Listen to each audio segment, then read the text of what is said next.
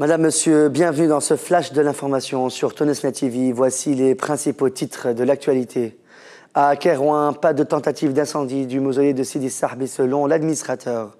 Report de l'examen de l'affaire des martyrs de Dgesh au 4 février 2013. Tataouine, la direction de la compagnie pétrolière Winstar annonce la fermeture de l'entreprise. Tunisair lance une nouvelle ligne entre Tunis et Sabha en Libye le 1er février 2013. Et à l'étranger, le djihadiste Mortar Ben Mortar confirme l'implication d'Al-Qaïda dans la prise d'otage d'In Amines. L'administrateur du mausolée de Sidi Sahbi dans le gouvernorat de Kairouan, Zouhail Haddad, a démenti ce lundi 21 janvier les informations selon lesquelles un individu aurait tenté de mettre le feu au mausolée hier après-midi. D'après Zouhail Haddad, un homme mentalement attardé se réjouissant des affaires tombées sur Kairouan s'est rendu au mausolée pour célébrer l'événement et allumer un fil arraché à un des tapis dans le mausolée.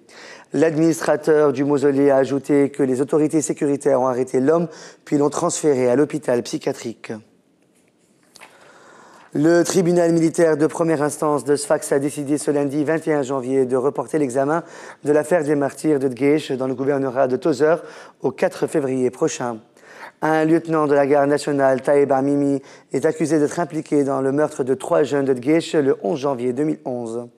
Abdelkader Mekki, Lemjed Hami et Meher Labidi sont décédés alors que Adel Ouled Amr et Mohamed Ashraf Ben Khalil ont été blessés par balle ce jour-là.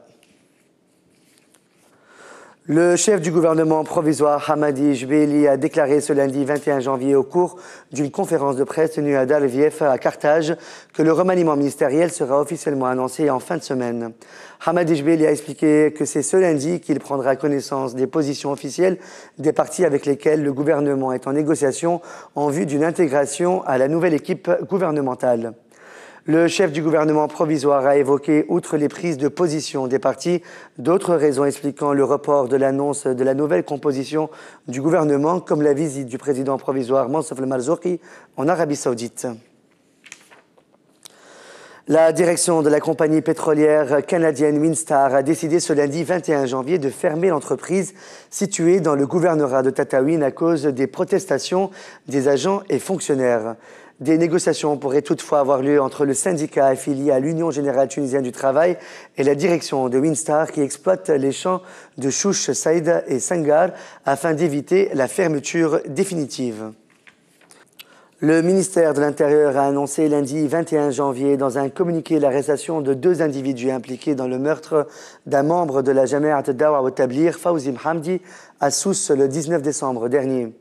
Les agents de la direction des affaires criminelles ont arrêté les 2 suspects le vendredi 18 janvier et que les recherches se poursuivent en vue de l'interpellation d'un 3e suspect.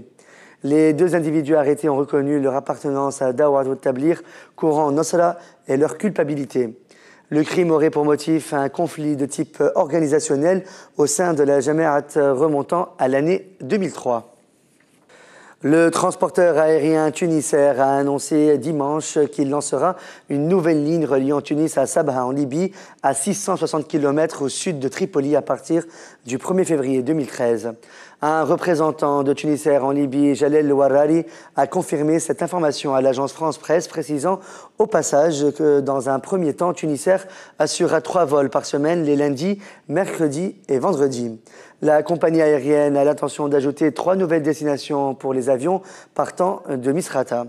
Ainsi, Tunisair assurera 5 vols par semaine au lieu de 2 actuellement. Le président de la municipalité d'Arguelb dans le gouvernorat de Sfax a démenti ce dimanche 20 janvier les informations selon lesquelles les habitants ont l'intention d'observer un mouvement de grève générale. Il a assuré que les informations sur un incendie du local du mouvement Nahda sont tout aussi erronées et que les unités de l'armée nationale sont positionnées devant les établissements publics dans le but de les protéger. Le congrès de l'Union locale de l'agriculture et de la pêche, l'UTAP, de Sbiha dans le gouvernorat de Kairouan a été reporté sur décision du président du congrès ce dimanche 20 janvier, indique Mohamed Bassali, membre de la section locale de l'UTAP. Ce dernier a accusé le chef du bureau de Nahda à Sbiha d'avoir incité des congressistes à invectiver et brandir des slogans hostiles aux responsables de l'Union locale de l'agriculture et de la pêche. À l'international, le djihadiste Mokhtar Belmokhtar a revendiqué dimanche au nom d'Al-Qaïda la prise d'otage du site gazier d'In Amines, sud-est de l'Algérie, a reporté le site mauritanien d'information Sahara Media. Mokhtar Belmokhtar demande à la France de mettre un terme à ces bombardements aériens sur le nord du Mali et précise que les djihadistes sont prêts à négocier avec les Occidentaux et le gouvernement algérien à condition que les opérations militaires cessent.